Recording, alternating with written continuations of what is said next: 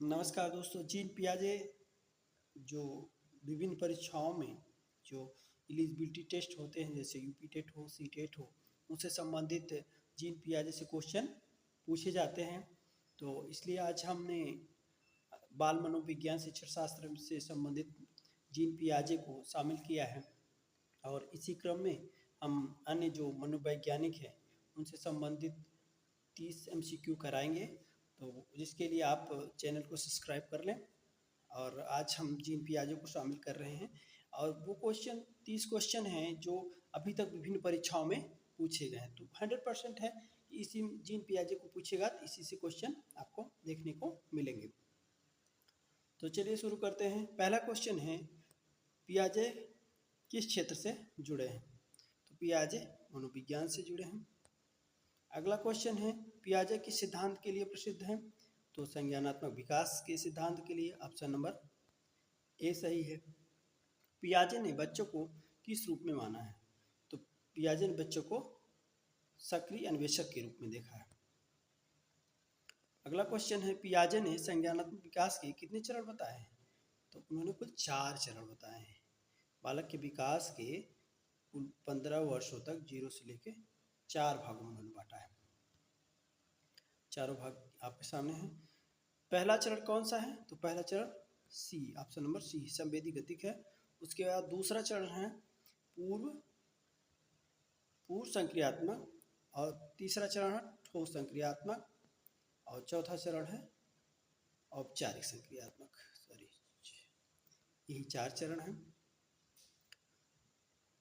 और इन चारों चरणों को समय भी देख लेते हैं।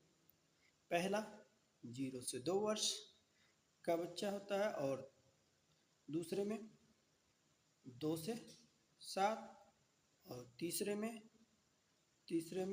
7 से 11 वर्ष का बच्चा इस अवस्था में रहता है और ये चौथा है जो 11 से 15 तक। ठीक। अगला क्वेश्चन है, संवेदी गतिक अवस्था की आयु क्या है? तो 0 से 2 वर्ष। अगला क्वेश्चन है, संवेदी गतिक अवस्था में कौन सी अवधारणा विकसित होती है? तो ये होती है वस्तु स्थायित्व पाया जाता है। इसमें वस्तु को बच्चा जल्दी पकड़ लेता है और उसी से वो जो है प्रतिक्रिया देता है। ठीक है। पूर्व संक्रियात्मक अवस्था की आयु क्या है? ये दूसरा चरण है, तो 2 से 7 वर्ष। अगला क्वेश्चन है 9 नंबर, पूर्व संक्रियात्मक अवस्था की प्रमुख विशेषता क्या है? ये इसमें जो है ना, इसमें जो है आत्म केंद्रितता पाई जाती है पूर्व संक्रियात्मक अवस्था में। ठोस संक्रियात्मक अवस्था की आयु क्या है? आयु सीमा है, तो ये कितनी है? ये है 7 से 11। ठोस संक्रियात्मक अवस्था में कौन सा विकास होता है? तो ये है वस्तु स्थायित्व पाया जाता है। इसमें पाया जाता है संरक्षण। पहले में क्या पाया जाता है? वस्तु स्थायित्व और दूसरे में आत्म केंद्रितता, ये तीसरे में संरक्षण पाया जाता है और ये चौथा। सभी अवस्थाओं में की जो है अवस्थाओं का जो विकास है उसमें क्या पाया जाता है वो दिखाया गया। ठीक है।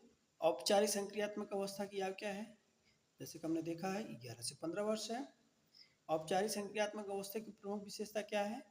तो इसमें अमूर्त चिंतन करने लगता है बच्चा, मतलब सही गलत को तर्क के आधार पर निर्धारित करने लगता है।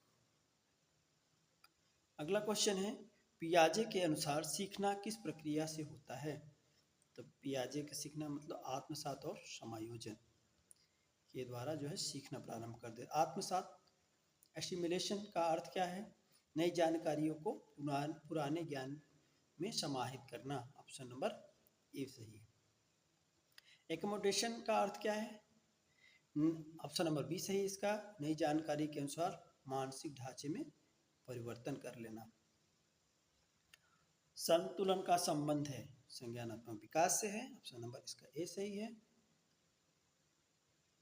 ईगोसेंट्रिसिज्म किस अवस्था की विशेषता है? क्वेश्चन नंबर 19, ईगोसेंट्रिज्म, ये है ईगोसेंट्रिज्म की अवस्था पाई जाती है ऑप्शन नंबर बी, पूर्व संक्रियात्मक अवस्था से। अगला क्वेश्चन है, कंजर्वेशन की अवधारणा किस अवस्था में विकसित होती है? क्वेश्चन इसका होगा पूर्व संक्रियात्मक अवस्था, option number B, sorry option number C, ठोस संक्रियात्मक अवस्था, इसकी होगी ठोस संक्रियात्मक। कंजर्वेशन की अवधारणा पाई जाती है ठोस संक्रियात्मक अवस्था, ऑप्शन नंबर सी में। अमूर्त चिंतन, एब्स्ट्रैक्ट थिंकिंग, ये हम जानते हैं कि ये किस अवस्था में विकसित होता है? ये होता है अंतिम अवस्था, चौथा चरण, ठीक है, औपचारिक संक्रियात्मक अवस्था। पूछा जा सकता है पहला, जैसे अभी पूछा था, पहली अवस्था क्या है?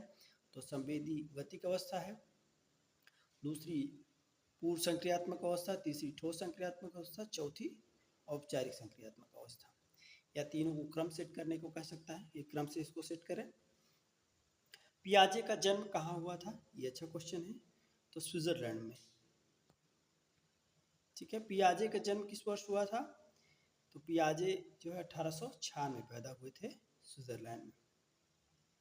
पियाजे का निधन कब हुआ? तो पियाजे का निधन हुआ 1980 में, ऑप्शन नंबर सी सही। पियाजे का प्रमुख योगदान किस क्षेत्र में है?